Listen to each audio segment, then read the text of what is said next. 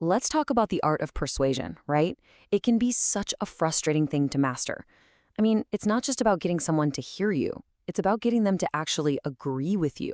So what's the real secret here? Oh, you've totally been here. I know you have.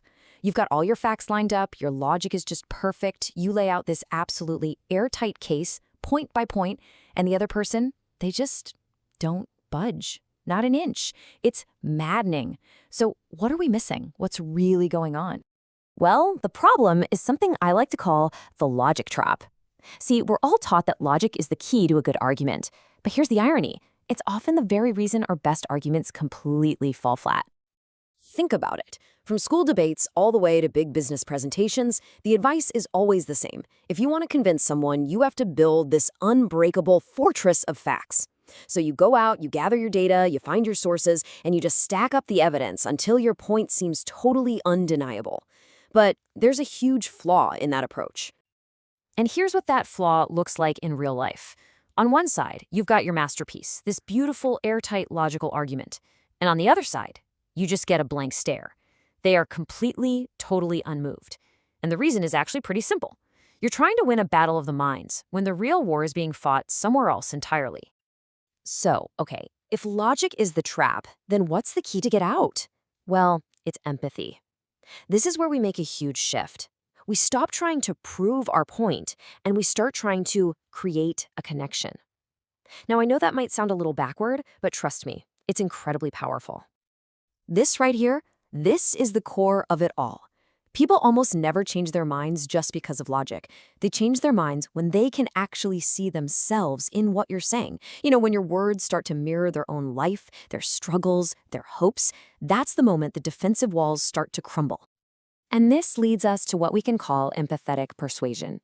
And look, this isn't about manipulation, not at all. It's about translation.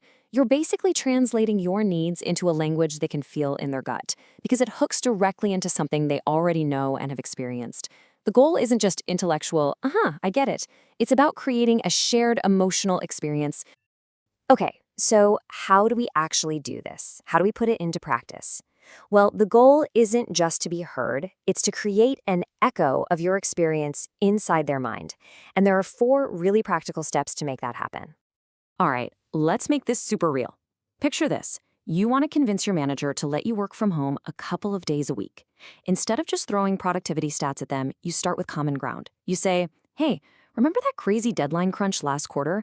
It felt impossible to get any deep work done with all of the interruptions. Step 2, you speak their language. You talk about things like team output and project efficiency, things they care about, not just your personal commute.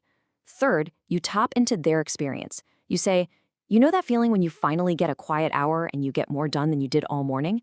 And finally, you tie it all together to make them feel your need. Giving me that focused time at home isn't just about me. It's about delivering better, faster results on the projects you care about. See the difference? Bam, you've just created an echo.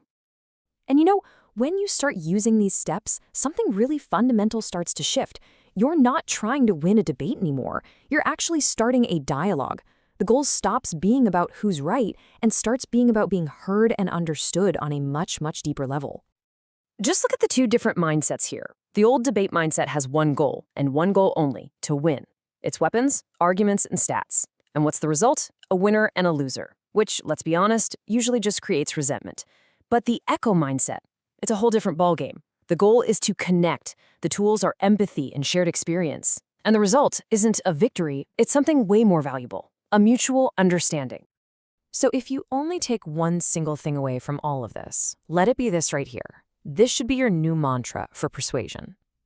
Stop trying to beat someone over the head with your logic. Instead, focus all your energy on creating an echo of your experience inside of them, because that is where real change actually begins.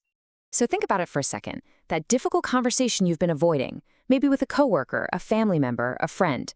Who's the first person you're going to try this with? Whose mind will you try to change? Not by winning, but by truly connecting.